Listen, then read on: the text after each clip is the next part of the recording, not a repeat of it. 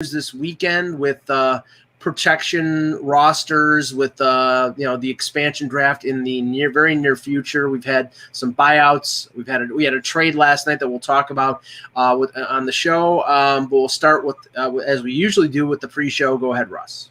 I want to say this goes out to all the 40 to 60-year-olds, maybe even higher out there. If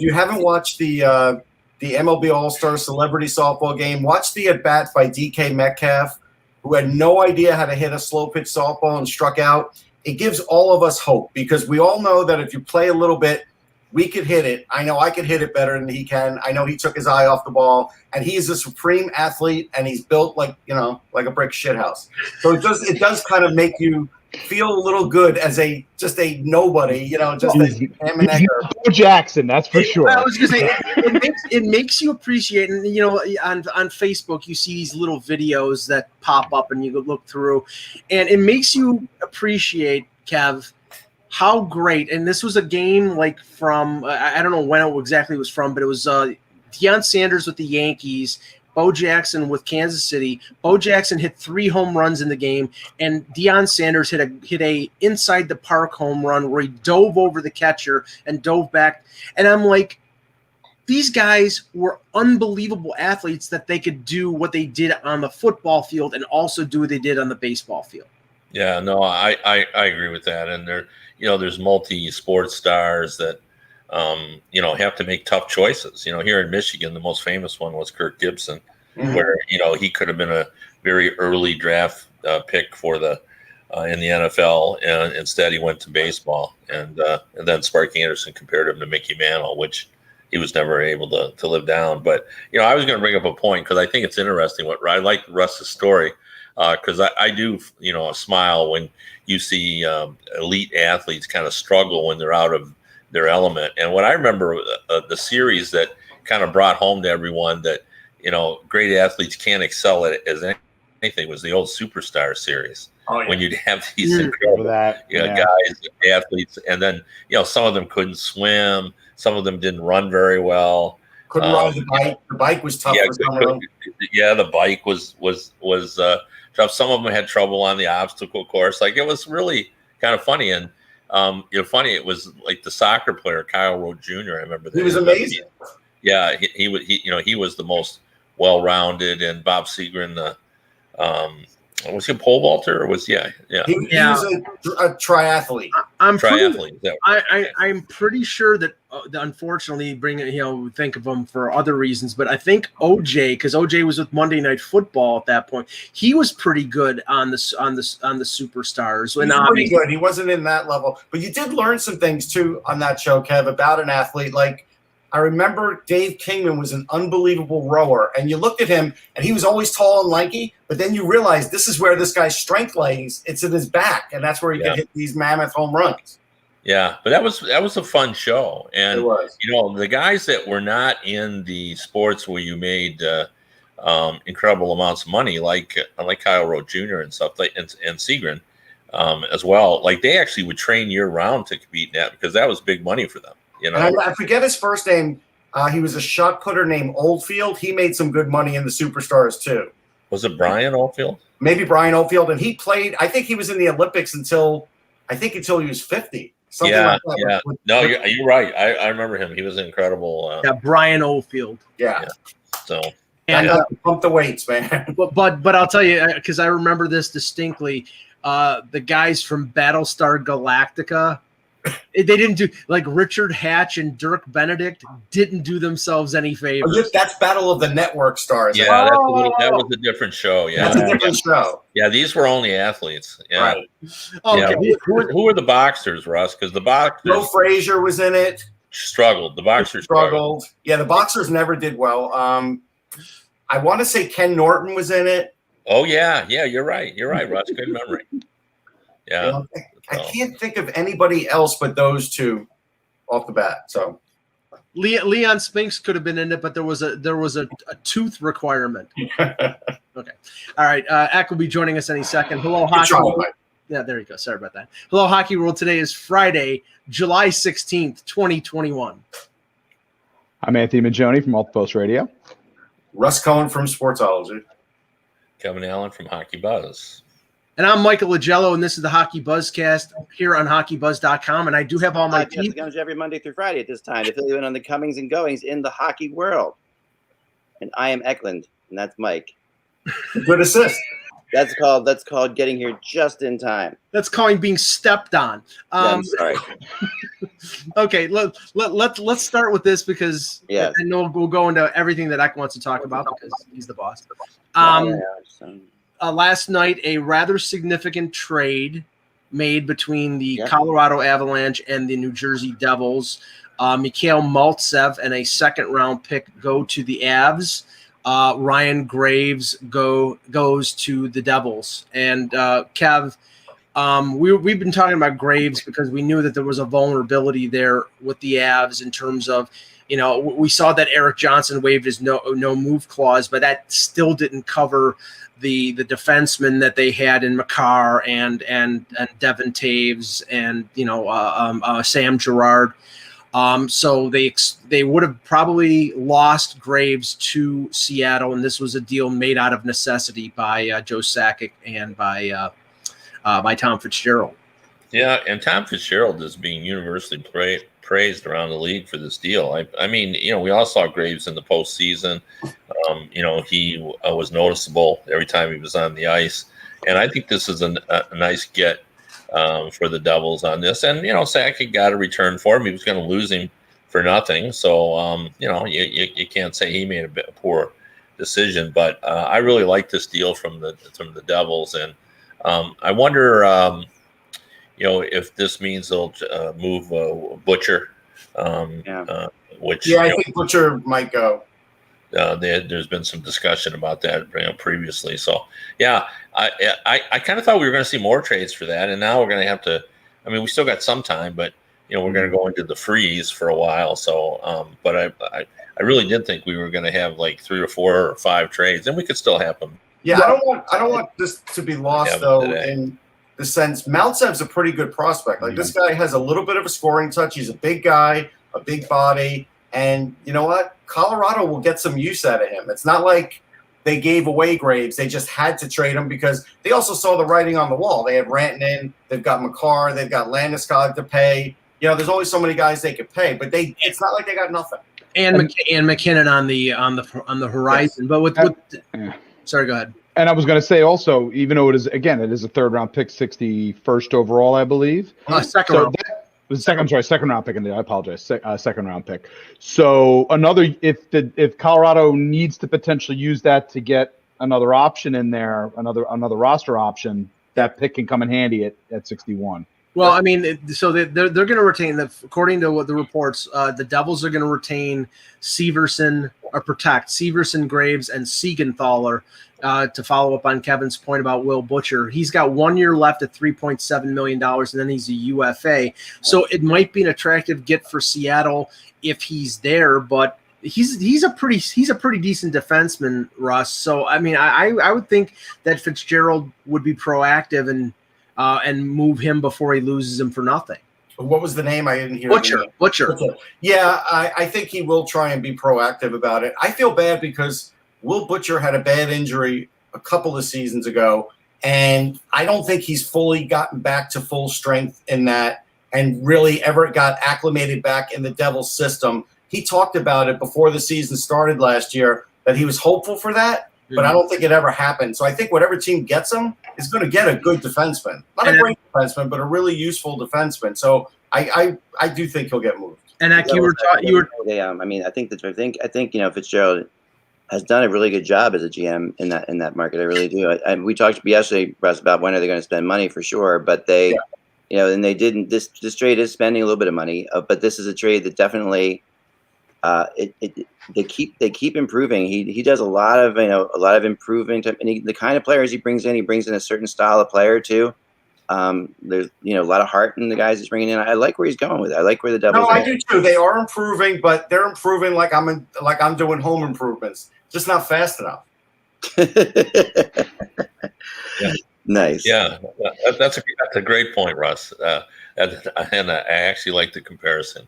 I do. But Yeah, the thing about Will Butcher that I've heard from people around the league is, just as Russ said, he's a really good player and he can be helpful. He just didn't fit with Ruff, like for whatever reason. And you see that constantly where he just didn't seem to be able to find his place in the way Ruff was playing, and I don't know why, but that's what I heard, and probably a change of venue will be good for him. I do assume that he'll try. Fitzgerald will try to trade him today, but everybody's list is pretty much set. There aren't that many teams that don't already have 3 defensemen to protect, so it may be hard to move. They may just have to lose them. Yeah, I think they might. Yeah. The list protection thing is hard. Is an interesting one for sure. I talked to 3 different guys today. 2 who said was done. 1 said that they're still trying to make a move. I think you're going to see. I think we still have a chance of seeing some little maneuvering today. And remember, the list. Once the lists are submitted, that you can't trade those players, but you can still make other moves. Apparently, no, you can't move. The point guy I talked to said you could move players that aren't on the list. No, it's a trade. It's a trade complete. It's complete. Yeah, it's a freeze. Yeah. Huh. Yeah. Yeah. So that's why we expect something to happen. Yeah. It's really interesting because it's right. So I'll find out. Perhaps there. If you Google it right now, there's something on the web on NHL.com about it. Yeah. Basically, is it entire trade freeze, or is it written? Yeah. Yeah, entire trade freeze. Interesting. Okay, well, it's funny because the rules are so crazy, then changing all the time that sometimes even the people who are supposed to the exact description aren't exactly positive of what's happening. Go ahead. I have it here. So today's last day to place players on waivers prior to the trade freeze that will be in effect tomorrow at 3 p.m. Freeze effective until July 22nd. NHL teams have until 5 p.m. tomorrow to submit their protection list. I mean, otherwise you could submit a list and then you're screwing Seattle by moving other players. There has to be a deadline where they have a chance to look over all the 31 rosters. Well, I definitely knew for sure that the players on the list could not be moved. Yeah. I talked to you yesterday. You said that they were going to use this time to kind of all meet and get all together and everybody decide, okay, this is what we're going to emphasize and so forth. So I mean, that GM saw it as a total freeze. Yeah, it's interesting. I'm going to call back right after the show and see. Well, okay, it's a trade freeze. Let's talk about trade freezes for a second, if I could. Okay, because trade freezes are interesting in a lot of different ways. We usually, the most famous trade freeze, of course, is always the holiday trade freeze. We see that every year around Christmas time. But the one thing I do like about trade freezes and what other teams like about trade freezes is the ability to talk without thinking the carpet's going to be pulled out from under you in the middle of your discussions. These people can still talk to each other, but sometimes when you're talking to another team, you think you're working on something that's going pretty well, and then bam, they trade them to somebody else before you can even get, your final little talk in. And that's you sometimes hear guys saying, well, geez, I would have given him more than that. This gives trade freezes are great for that because all these teams can definitely discuss what's happening. And, believe me, GMs hate idle time. So they won't sit around and do nothing. They're going to sit there, not just going to say, we're in a trade freeze. Let's not do anything. I mean, a lot of them have a lot of players of their own to deal with right now. That's going to be probably the focus. I think we're going to see a lot of signings, but probably not. But not until a lot of things worked out, but not announced until, of course, everything is through. That's for sure. Now, can I bring up a player? Like anybody else? Anything else on the trade freeze, Mike? I'm sorry, interrupt you. I was going to say one thing on the trade freeze. Yeah. Remember, it's a trade freeze, not a phone freeze. All the GMs are still going to be talking all this time, and the minute that freeze lifts, we could see a lot of draft day trades. I don't know if we're going to see anything before the draft because I think Bettman will sort of put a kibosh on that and really wait until that night. But I don't know if they'll be announced anything in the morning. But I think you'll hear them. I mean, there's how much time is there between the trade freeze and the draft? Probably 8 hours. The 22nd is the trade freeze coming off. The draft is the 23rd and 24th. Oh, so it's a day. Yeah, that's true. It's 23rd, 24th. I think you'll see stuff in there. I definitely do. So Thursday night, when we're usually at the PHWA sponsored soiree somewhere in the draft city, there's probably going to be a crap load of trades and news happening. So Have a beer. It's very simple. Mike, at home, have a beer in hand. We're gonna Right have a Zoom call where we're drinking. Let's do it on Thursday night.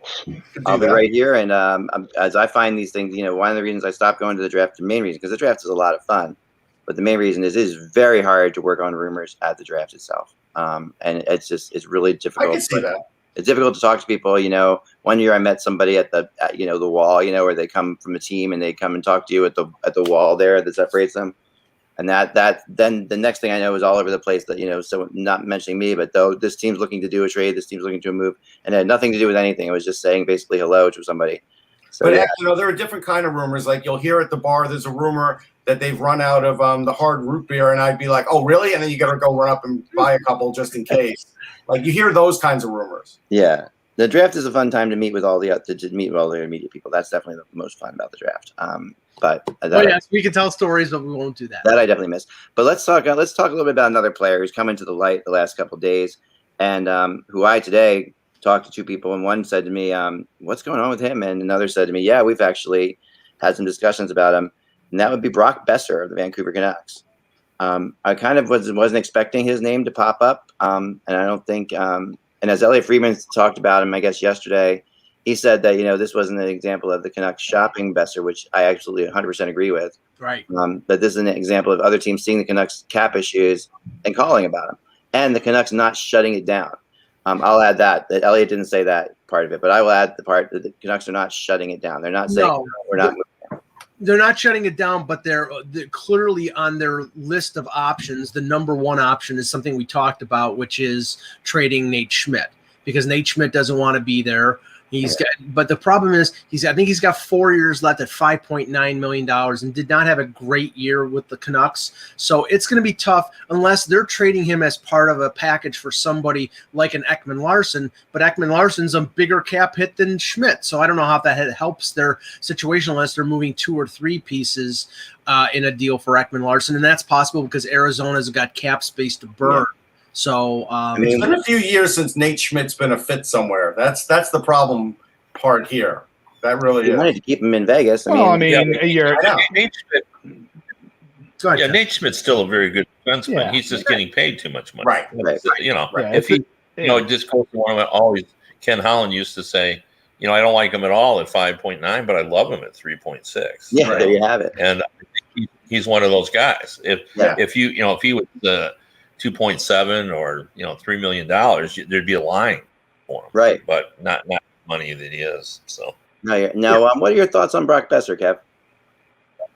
Yeah, I don't believe that they'll trade him, and I think it's one.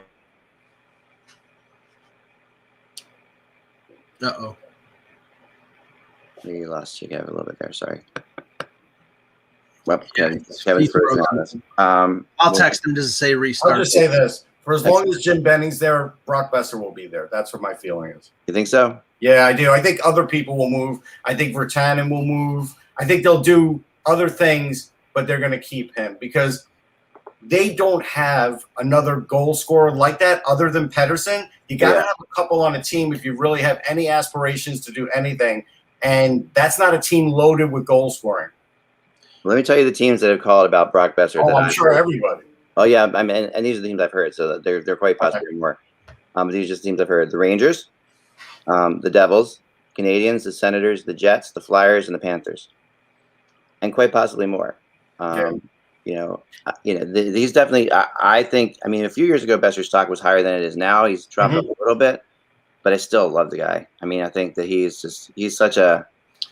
I don't know. But see, he's a very chill guy. The best thing, sorry, Mike. The best thing about Besser is pressure does not really get to him. Yeah. It's the injuries that get to him. It's never the pressure of the game. He's going from being I think like a slam dunk top line player to being a high end top 6 player. In other words, you definitely have him on your top 2 scoring lines, but he's not going to be. But a couple of years back, he would have been a bellwether first line winger, and he still can be on the right roster, but. Yeah, I think Besser is probably with the injuries now. His stock maybe is not a decline, but he goes from being a slam dunk first liner to being, in my mind, more of a high end top sixer. But factor this in with the Canucks. They lost a goal scorer for them to Foley last year in free agency. Now, if they trade Besser, they really have nobody in the pipeline. I mean, Podkolzin is not a big goal scorer. He's a good future good player. Hoaglander can score goals, but not to that degree. So he could probably score 20. At a certain point, you've got and Bertanen has been a big disappointment for them. They're probably going to move him out somewhere. Right. So at a certain point, they have to keep guys who can score goals, and that's why I might get 15 out of Cole Lynn too. That's Yeah. Sorry, Kev, but we lost you there in the middle of the Brock Besser comments. Yeah. Well, I'm just going to make the point that I just think a team that's still on its way up can't afford to lose valuable assets like Besser, and they'll look. You can never say that someone will never be traded because it's always possible, but they'll be looking for all sorts of alternatives before they get down to there. I think you're right. I have 3 players now that are all in sort of the same boat that I wanted to talk about kind of together. Okay. They're in the same boat in that I think these 3 players there's actually 4 of them, but I'm going to talk about 3 of them. All these players were expected pretty much to sign with the teams they're on now, but now are suddenly looking like they're going to test free agency. Or at least going to try free agency out. Well, I can guess one of them. That's Landeskog. Landeskog, he's he's the captain. We also have we have kind of 2 captains out there right now in Landeskog and Eichel. But Landeskog's one. Hyman's one. Okay, and then Philip Danault is another. Okay, so these are 3 guys now that you're hearing. And we can add Hamilton to that as well as a 4th. But they're looking at those 3 forwards specifically because we've talked a lot about Hamilton already. Who of those 3, if you had to guess, we'll go around the horn here. You have to. We're going to play the game. There's a game. It's kind of like a silly game, but who's the likeliest to stay? Yeah, but I want to play it this way. You have to give me one of those guys that's re-signing. This is F. Mary Kill. Okay. Yes, right. One of those guys that's re-signing. One of those guys that is that's definitely going elsewhere, and one of those guys you just have no idea about. We'll do it that way. So who Danault and Landeskog, and who's the Danault, Simon, and Landeskog. Okay. So who's definitely re-signing, Kevin, and who's definitely going somewhere else? You think? Wow. I think they're all in danger of going. The one thing about Landeskog that I find okay, let's play the game, then we'll talk about it. Hyman is going. Okay. Hyman's the one that I think is most likely to leave. I guess I would say Dano's the most likely to stay. Okay. And I have no idea about Landeskog. I like that. That's a pretty good one. But continue on your Landeskog point. You can finish on that, and then we'll go to. Well, my Landeskog point. This is a discussion that I had with the GM, who made a very valid point. One of the interesting situations for Colorado is Landeskog is their captain, but he's also their 3rd best forward. And that's what is kind of he thinks is complicating the deal. That they've got 2 forwards who they are more important in terms of their offense than Landeskog. Right. Not that he's not unimportant, but it's kind of similar to Edmonton, where Nugent Hopkins is a decent player, but he's well behind the top 2 guys. Yeah, totally. So he thinks that's the issue, that Landeskog wants to be paid like the best forward on the team, and he's really only the 3rd best forward, and they've got other issues in terms of how much they pay him because they got Makar and everything else. So I think that's complicated, because I would have guessed that that was a slam dunk. He's going to resign. Like it, right? Like at the end of the season. Does it say anything? And then they'll go on to the next. This is something I wanted to think about too with Landeskog. McKinnon took a smaller deal there, obviously, a long time ago. Other players have taken a little bit less money. I thought, Rantanen maybe could have gotten a little bit more elsewhere, but he didn't. I mean, you got the captain to say, "I want more money." When those other guys took one for the team a little bit, is that that's revisionist history, and let me just straighten it out before Kevin answers the question. Yeah, McKinnon took I think it was a 6-year, $6.5 million, something like that. After his second year, which was a bad year, they lucked out and they locked him up. He was interested in locking up long term, right. And then he had the big follow-up year, and they hit the jackpot. So it wasn't like he took a hometown discount. He was coming off a bad year. Opportunity after Duchesne left too. Right. That's the thing. He was basically given full reins, and he took full advantage of it. So, so that's a big part of it there. Are you afraid, Kevin, with the captain making that kind of a move? Yeah, I mean, it would be. The problem is I don't know what the ask is. Yeah. Like I'd be. I think we should be careful to weigh in because I just don't know what he's asking for. Yeah, we don't know yet. We don't know, but there are some indications. I know that Elliot Friedman talked about it yesterday on the 31 Thoughts podcast, and he talked that the offer on an 8-year max deal was just a little north of what Ryan Nugent-Hopkins had got, which was 5.125. There was apparently multiple offers: 4 years, 5 years, 8 years. Obviously the shorter terms were probably more, but I mean Colorado is in just a dangerous situation because they're paying Rantanen over 9. They're probably going to pay Makar 8 to 9 somewhere, unless it's a bridge deal. And even if it's a bridge deal, it's going to be a lot. Are we still playing the game, or is the game over? No, we are still playing the game. Okay. Oh, Russ, why don't you give me yours, Russ? All right, I'm going to say Landeskog's staying. He's just posturing and trying to get the most money possible out of Colorado. I think Hyman is going, and I forget now who's the third person. Dano. Yeah, and Dano I think is going as well because I think with the need of centers out there, especially ones that could win faceoffs, he's going to get more than he's worth. Interesting. Okay. I kind of let's go to Anthony. Anthony, give me yours. Mm-hmm. I think Landeskog. I'm in Russ's court here. I think Landeskog will be staying. There's a lot of negotiating points going on here, and it would make the market very fascinating if he does go in terms of how Colorado would change, how things would change for Colorado. Hyman, at this point now, I think he's going. He's got an opportunity here, and he's going to take it. Danault is the one I'm struggling with the most because I'm wondering about Montreal's center depth and how important Danault was to their playoff run and how important he has been to them in regards to matchups and things of that sort. But I have a feeling that he is going to get an offer probably that may go beyond what Montreal is going to be comfortable paying, especially with some of the other players they have to consider going forward. So I'm going to lean Danault going. We don't know about Danault. Now, Landeskog, I think, is going to re-sign in Colorado, but supposedly there's a lot of hurt feelings there because he thought he was going to hit the jackpot, and he's clearly not, or at least if he re-signs there, it might be for shorter term.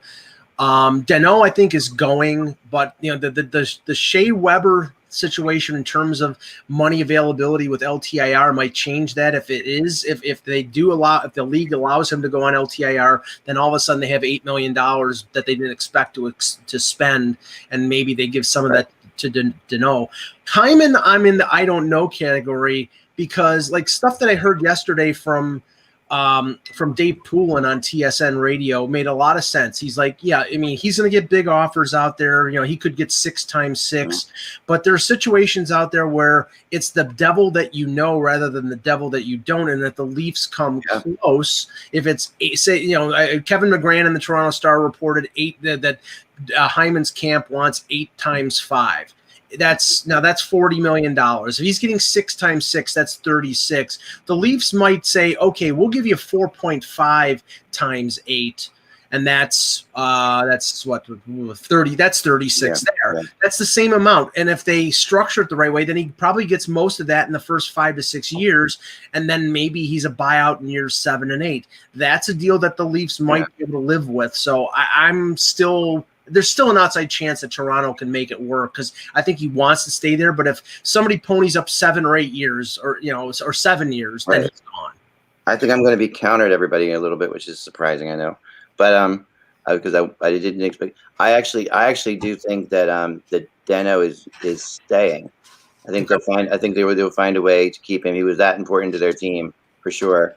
I think Landeskog is going. Which I think is going to surprise people, but I think that this is definitely and I think a little bit has to do with Seth Jones too, and that right now there's a little bit of confusion in Colorado. Like if you have Seth Jones coming in, wow, that changes things, right? I don't know. We all feel he's going to Chicago, so I don't know if I feel like that. You also have to pump the brakes on that too, because I mean, we are all making, and I think we all made the knee-jerk assumption that when Caleb Jones was traded here for Duncan Keith, that made it, higher. But I would be very careful with that. I hesitate to give 100% guarantees, but I'll tell you this: if Colorado is going to sign Landeskog, would probably one of the first moves they make before they sign him is trading Nazem Kadri and clearing his $4.5 million for the last year of the deal, because they have Newhook stepping in possibly as the maybe third line, maybe second line center, and they can fit, at least for a year, they can fit the bigger contract in there. So that would make sense. I actually think Hyman's one I don't know about. Although if I'm to bet, I think he's staying. I think that there's no. I mean, if it comes down to 4.5 or $5 million a year on an 8-year deal, like you're talking about, Mike, somewhere there in there is no reason in the world that they should lose him over that. In my opinion, the number has to start with a 4 for Hyman to stay in Toronto. I think because of all the interest in him, it will make it up to a 5, but just a 5, and I think they'll be justified doing that. I mean, it's too big of a deal. But Dano has a lot. I mean, there's a lot of interest in Dano, and he has got what he does. Go ahead, Kev. Well, I just kind of make one point about Dano about the coming or going. We talked about the center depth, but what about the French Canadian depth? It's important in Montreal. I mean, the pressure to have a French Canadian coach. Well, you got to have players. Do they have another French Canadian? No, I know. I remember somebody posting on Twitter at near the end of the season in a game where Dano didn't play, that they had for the first time in history, they did not have first time in like the 70 years or something like that. Yeah, they didn't have one French Canadian player in the lineup. I mean, So I think the French Canadian depth is an important issue here, and I think they got to make every effort to. Yeah. Which we talked about yesterday. If Weber is on LTIR, then a Quebec native named David Savard might make a lot of sense for Montreal. I mean, Savard is another Quebec one. Yeah, and stylistically honestly, too. If the Leafs win Game 5 or 6 in overtime against the Canadiens, Daniel's value is so different than it is now. Like, the incredible thing is his value, because of what he showed everybody in the playoffs, it rose so much. But there is a limit, because he's not. I mean, remember, I think halfway through this abridged season, he had 2 goals. I mean, he's an excellent shutdown center, and that's extremely valuable. But there is a limit. If you're paying that guy $5 million, that's a bad contract. Can I say something about those 3 guys that I also think is interesting? Yeah. All 3 are more valuable to the teams they're currently with than anybody else they would sign. Sure. That I would agree with. That's great. That's an excellent point. Especially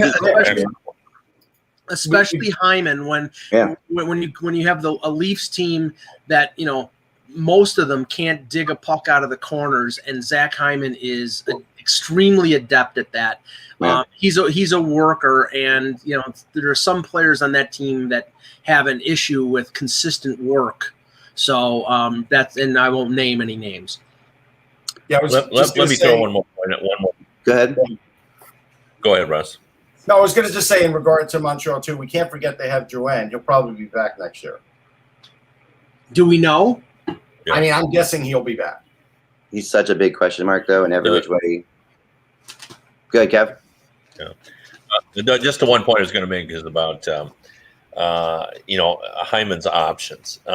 If we're to believe the reports, the Edmonton Oilers are in on Hyman and are willing to pay him what he wants. And if that's the case, the lure of playing with Connor McDavid and what he can provide McDavid, like his puck retrieval skills, his forechecking, creating loose pucks, like wow. And, that's got to be a tremendous lure. I mean, if there's a player out there that a guy like Hyman should want to play with, it would be a guy like Connor McDavid, because, boy, could he take advantage of what he does. So it would be interesting to see. You know what I said, Kev, in the chat room earlier? I said Hyman is kind of like the modern-day Ken Hodge. That's exactly what Ken Hodge used to do. And he was great at it. Yeah. Yeah. But one thing I had before we and this is something I know is a little tricky maybe for everybody, and I should have given you guys more notice on this, but so we don't have to do it if you don't want to. But I thought it'd be kind of fun to talk about. Would be, who do we think the best player the Kraken are going to get is? Like they when they're going through the possibilities of who they could land. Who is the best player that they could get? I mean, there's tons of mock drafts out there in different situations. But the one that I kind of saw, the best they can get, or the best that they're going to get, the best they're going to get, as far as picking up, not in trade, but just picking up off of a team. Like who is? I heard yesterday, and I really thought was interesting, was Mark Giordano, in Calgary. That's a pretty big name, a pretty good player still. Not bad to build off of. That was prior to the trade yesterday. I would have said Ryan Graves probably would have been arguably the best, but but the Devils recognize that situation. So yeah. Well, there's some good players out there. I think Giordano's a good choice. It makes perfect sense for the Flames not to protect him. He's 37 years old. Right. And they've got other guys that they really don't want to lose. I mean, that's a tough call because he's been a good player and he remains a good player. Yeah, that's why he's on. I think that's a good answer to that. I would throw a name out there. It would have to be some kind of deal is made with Seattle, but could TJ Oshie end up out there? Yeah. I don't think so, but it's been talked about a lot. So yeah, I'll give you one. I don't know if this one will be left unprotected, but it's possible he might. And if he is, and this is a futures, but it's still a terrific player, is Jake Bean. If Jake Bean is out there, there's no question Francis will take him. Yeah, I mean, I think that when I was doing sort of mock expansion protection lists, I had them protecting Bean because I know Francis would take him because it was a former first-round pick, and they would leave a Brady Shea unprotected. But this depends because the reason I say that, Mike, is because I believe Brindamore is the one who asked for Brady Shea to come in there because of the style of play he plays, the physical style. And so if that's the case, then I think they'll protect Shea and not protect Bean. That's the smuggling act. Again, a caveat in terms of whether this guy will be exposed or not. But Jason Zucker with Pittsburgh. He had an off year with the Penguins last year. They might leave him exposed because he's 5.25 or 5.5 and has term left. But I still think he's a good forward, and and change of scenery might help him. If he's out there, he'll take him, I think. No, that's a very good one. What about you, Anthony? What do you think? I think forward. I'm curious with with who they might take from Columbus. Yeah. Domi, I think, is potentially, there's a possibility he may be out there. Gustav Nyquist would be somebody. Again, those are two players that I've kind of heard about that I think would be good contributors. Especially Nyquist, I think could be a real contributor for Seattle. The shoulder surgery might scare them away on Domi. He's supposed to be out till December. And that's why I'm leaning more towards Nyquist in that case. I'm actually I think Nyquist. I would have mentioned Jake Bean. Russ already had Jake Bean already. Yeah. So I will tell you the other one. And again, the more we hear about this, Andrew Gross and Arthur Stable both say Nick Leddy is going to be selected by Seattle. But I think, especially now that we found out the Islanders are over the cap limit because of their bonuses by $1.3 million, now that we know that, I have to believe that Lou is going to have to get Seattle to take Nick Leddy. I don't think Seattle will just do it to help him out. Well, I found this hilarious, Kevin. You with your long experience of observing Lou Lamoriello, I don't put anything past Lou. And Elliot Friedman had an observation regarding apparently they signed Ken Appleby, a former Devils goaltender. Yeah, he played once against Philly. Right, to be the goalie that they expose in the expansion draft because you have to have somebody under contract to expose.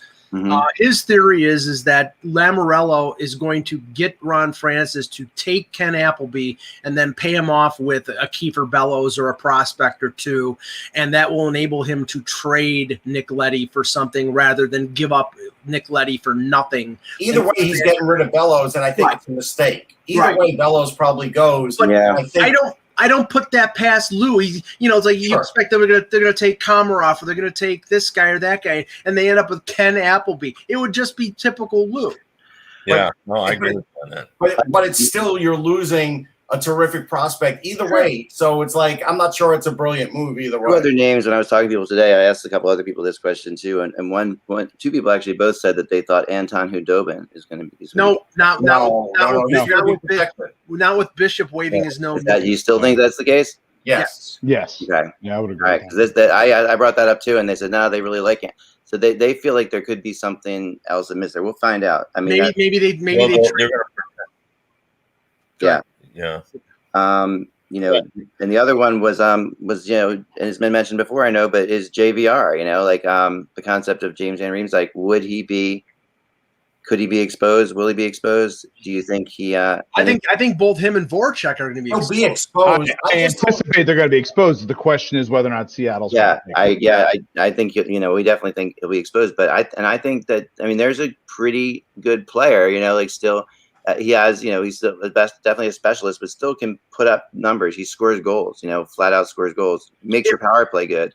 If JVR had a year left, I think that Francis would be tempted to take him because he could flip him at the deadline. But he's got 2 years left, and it's $7 million. Yeah, I just don't think Hackstall is going to love that guy either. I know they had that little bit of crossover. I don't think with a new fresh start for Hackstall that he's going to be a fan of a JVR either.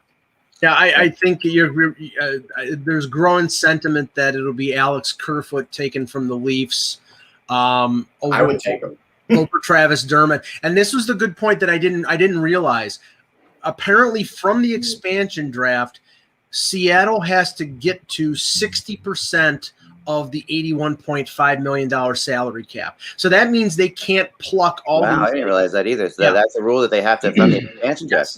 They can't pluck all these $1.5 million. Yeah, they have to get They have to get some $5 million players. So that could if New Jersey does not protect PK Subban as a 1 year, soak up $9 million on the cap and only pay him $2 million, that might be something that Francis says, okay, that gets me, a healthy, that gets me, that's 10% of the cap right there. Yeah. With the $9 million cap hit, or almost 10%. That's true.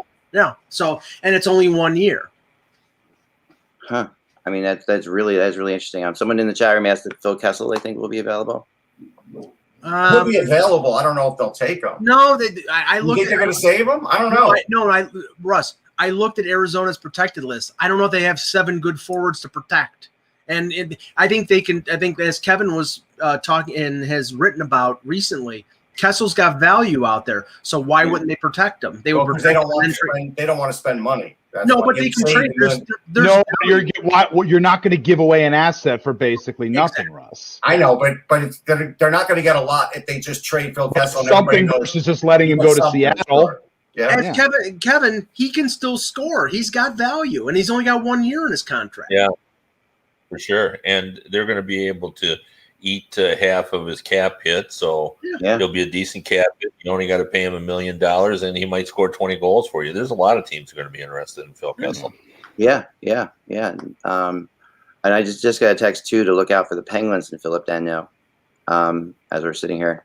Well, the interesting thing regarding one of the guys on the list was with Landeskog is apparently there's a whisper campaign out there that the Blues are really interested in him. And now I don't know how the Blues pull that off unless it would be basically trading for Landeskog and then trading out Tarasenko. Yeah. But I don't know. That's the thing. Tarasenko has got value, but and maybe the shoulder thing is not going to be a concern if they check the medicals and everything is fine. But that's still an unknown factor there. The guy has missed most of the last 2 years or a lot of a healthy chunk of the last 2 years with that shoulder problem. So that's very true. Yeah, but it is sports, so you have to pay attention to injuries. But I think we've reached the point now with medical investigations that, like, they have a pretty good handle on whether a guy's in jeopardy of being kind of hurt again. Yeah, I think so. I'm sure they'll go over Tarasenko's Like I don't think it's in the old days. There was just a general concern about he's been hurt, he's injury prone. I think we've moved well beyond that to where they send the reports to Dr. Andrews and he reviews them and sends them, well that kind of thing. So Pete Weber told us on the one show where Scotty Bowman had traded Rick Martin to the LA Kings. This was like in 81 or 80 or 81, and Rick Martin, he had I think it was a knee injury that he basically couldn't play. He played like 5 or 7 or 8 games with the Kings, and then he was done for his career. And they ended up getting a first-round pick that turned out to be Tom Barrasso. So yeah, I'm sure things have changed. But interestingly, the talk is that those Sabres are being absolutely freaking ridiculous when it comes to Eichel. Yeah, we talked about that. And one of the things that I heard this morning from Elliot Friedman was that the Sabres are basically asking for teams to submit an offer before they will share the medicals with them, because if it's not an offer that they deem up to snuff, they're not going to share the medicals with them. Well, that kind of makes sense for them, honestly. I mean, they don't want to be sharing. They don't want the medicals to be all over the place, and they want to be careful with that for sure. Teams could do that just to find out what's going on. I would do the same thing if I were them on that call. But I mean, the medical situation obviously is the biggest problem why they can't be asking for the kind of money they're asking for and have this medical issue unresolved. That's what everybody's saying. Like everybody's saying, if the medical issue is resolved, then yeah, okay, we'll talk about that kind of deal. But to not have that resolved and to ask for the big, I mean, right now they can do it. There's no one says they can't, and they can sit there and they can wait, and perhaps someone bites. Perhaps someone gets desperate to do it. I mean, Kevin, they can do anything. The Sabres can do anything they want. They got the prize that everybody wants, but at a certain point, if they're being completely ridiculous, people are going to move on to plan B or plan C. It's like, I mean, there's a limited window of how long they can do this with Eichel before other teams say, okay, this is something I can't wait for. I got to go do something else. Yeah, I mean, when you're dealing a $10 million player, you have to do it sooner rather than later. Yeah. It won't be so much that teams kind of move on. It's just the fact, they can only manipulate their budgets like right now, like probably before the draft. Once they get there and you start making acquisitions and re-signing players, you're not going to be able to do it. It will be hard to trade Eichel mid-season in a flat cap era where everyone's pushed up against it. So they do have a time limit. But I've heard from pretty good sources that they have not budged off their 4 first-round equivalent. So. I'll go even further than that, Kevin. If he is not traded by August 7th, after the first week of August, he's not getting traded, because most of the teams who have expended all their available budget on free agents or made their moves, and at that point, we're in the as Anthony said yesterday, we're in the 1-year contract PTO or nada category where teams are looking for bargains. They're not going to be able to, unless it's New Jersey or Ottawa or Detroit, they're not going to be able to fit in a $10 million player. Okay, so let's just go with that. Let's say he doesn't get traded and that happens. Does he play? Because they don't want him to get the operation. Is he just going to play with the neck the way it is? And we all went through all this, and in the end, he's just going to play? Supposedly he's skating. I don't know if that means anything, because that's not, you're not skating with your neck, obviously. And there have been some reports that he has come off the experimental surgery and is possibly open to a more accepted fusion type of surgery. But the thing is, if he has either one of those surgeries, he's going to be out 3 months, 4 months? At least. Yeah, so he's going to miss most of the year anyway. Yeah. Finally, we did have a signing that the Florida Panthers extended for 3 years Anthony Duclair, which was an interesting move, I thought, on several levels. Will they protect him? I think they'll protect him, and I gave a clap to that one because I was thankful that somebody finally gave him his due and gave him the kind of contract that he was deserving of. Well, I congratulated his agent, which I still believe is Anthony Duclair, because he was his agent. It was last year, yeah. I'm not surprised, because last year Anthony Duclair, from what I was told, had a really good offer from the Senators very early in the game, and didn't do it, thinking he could get more, and then ended up taking a lot less. So I think that, I'm not surprised if he is his own agent that he would sign as soon as possible this year, because I think last year was a little bit of a nightmare. What did he end up getting? I never saw that. 3 times 3. 3 times 3, which is pretty good. I mean, I've always liked Anthony Duclair. He's one of those guys that just can be absolutely dynamic when he wants to be. He's not consistent with it, though, unfortunately. Well, I wanted to get, because Kevin wasn't on yesterday, I wanted to get his opinion on the Yandel buyout, and we weren't surprised by it, but I wonder whether there's going to be a big market. Russ doesn't seem to think there's going to be a big market for Yandel. I think there will be, depending on the price point. Yeah, I think the market will be big if as long as he's willing to do what historically buyouts have done, which is play for next to nothing.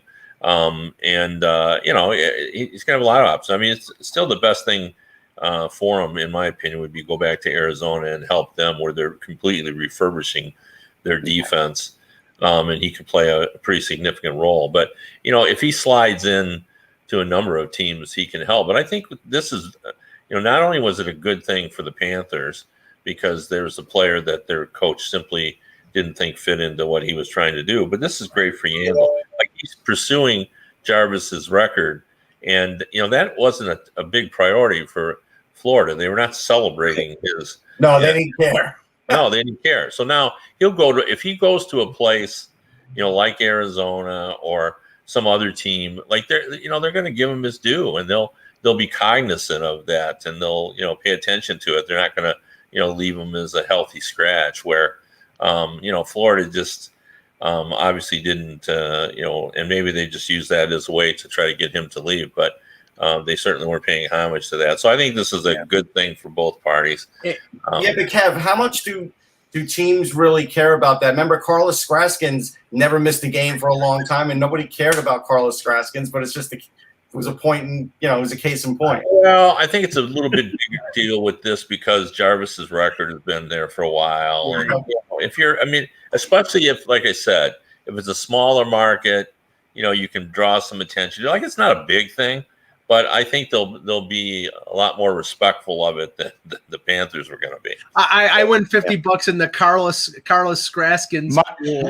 My reference on that point was going to be we were expecting a Carlos Skraskins reference the way the Monty Python wasn't expecting the Spanish Inquisition. No, oh, man. Okay. No, I'm okay. As much as Zach Parise and the Islanders makes all the sense in the world, Yandel and Arizona, with Arizona only having 2 defensemen under contract, makes all the sense in the world because he'll play there, and I mean that he won't go there unless he's going to play. And my assumption is his kids were from there. I mean, I grew up there, right? Like, a lot of them grew up in that area. So, and his wife, I think, is from there.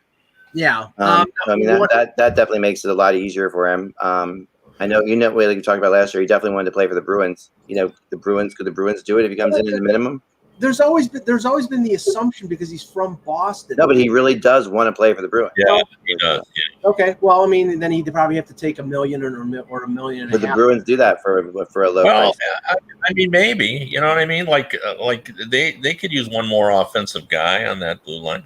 Well, remember, and I think he did a pretty decent job last year, but they used Grzelcyk on the power play to replace Krug, and he did a pretty decent job, and he's under contract long term. But Yandel, as a power play quarterback, is still pretty good. So, one bit of breaking news here: Rick Dollawall, who out of Vancouver, is reporting that Alex Edler is going to hit the free agent market. Now, that doesn't mean he's going to leave Vancouver, but it does mean that he's going to. He's testing the waters. He's testing the waters. Now, he wants to be in Vancouver, but he wants to get paid too. Right, and they can't pay him. I mean, they don't unless Jim Benning's going to go out on a buyout spree and buy out Jay Beagle and he's a guy that doesn't do a lot of buyouts, if I remember correctly.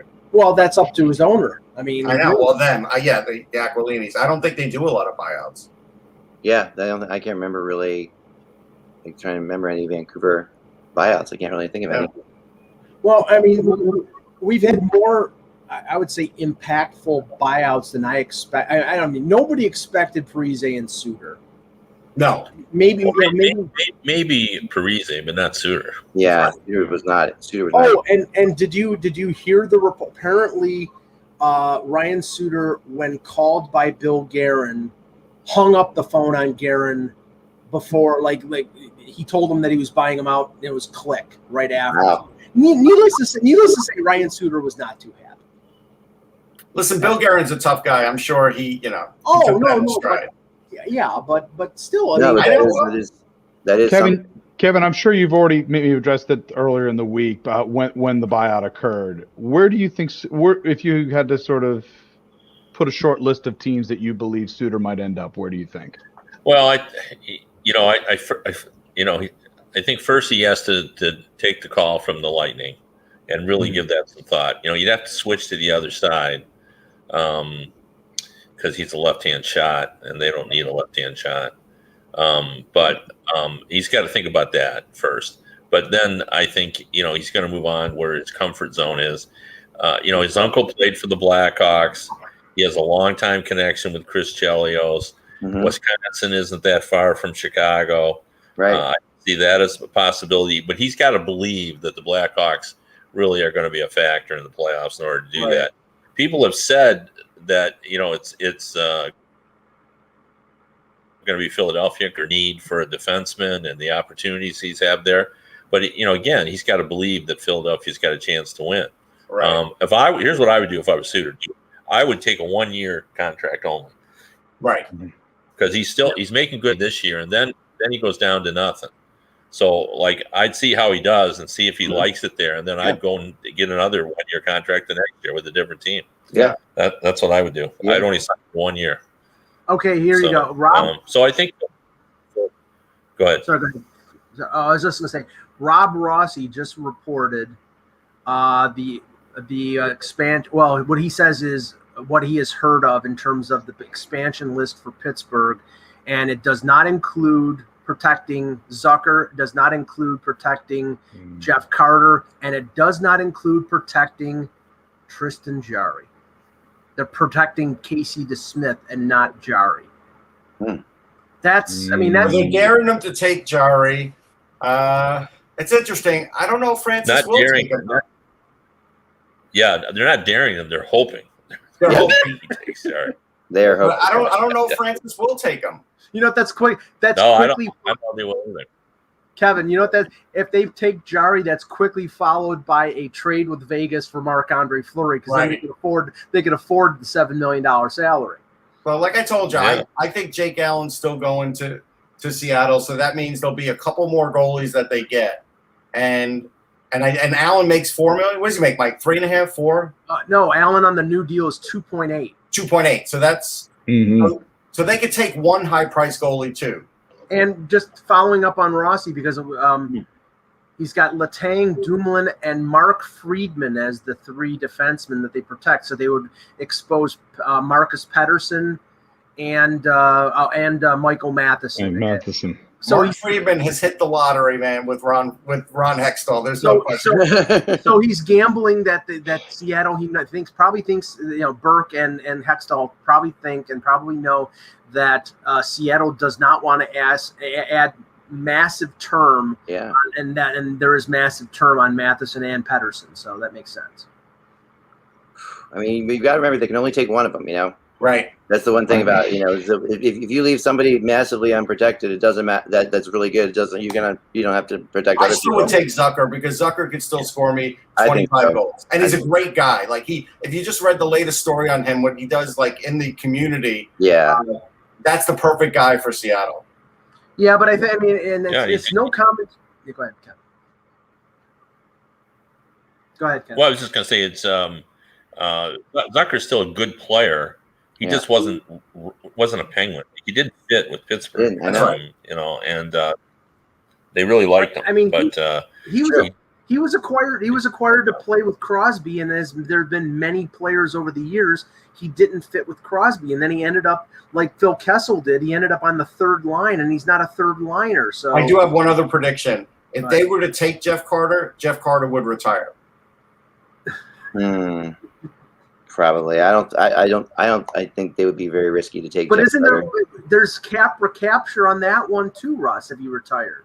I think he supposedly promised Pittsburgh or LA that he was not going to retire with a year left in the contract. Yeah, but again, just like he didn't want to play in Columbus, I don't think he's going to want to play on a rebuilding, on a brand new franchise in Seattle. I don't think he'd want to do it. Yeah, I don't think they would take him. I don't think they would take him either. Go ahead, Kev. What were you saying? It's hard to walk away from that kind of money. That's true. That's true. But if Zucker's there, I think you don't have to worry about Carter getting taken. I think Zucker gets taken. I think I mean he's going to be on that list of one of the better players they could get. You know, we may want to do an expansion draft buzzcast. No, we probably should. Like hold off on the daily show and then do it during the expansion draft. Well, I mean, hold on. I mean, if you do that, he's going to protect Kevin Allen. So, like, that puts all the rest of us in a bad spot. Yeah, I know. Guys, it's been real. I'll talk to you later. No. He'll expose me because he doesn't want to pay me my six-figure salary. That's why. Yeah, it's a six-figure salary. I'm a bottom sixer on this unit. They're looking for depth. So I'm a bottom sixer. They're gonna get me. And the attitude that you bring to the locker room, teams are not going to take you, Mike. It's not going to happen. I'm not worried about that at all. Perfectly willing to, my middle initial is P for pariah. There you go. I have to protect Meltzer because he's got a no movement clause. That's true. Yep, and Russ and Anthony are part of the taxi squad, so I think you guys are fine. No, of course Kevin's got a no movement clause as well, so he's not going anywhere. All right. Remember, without the buzz, it's just hockey. Have a wondrous weekend. We will talk to you all on Monday.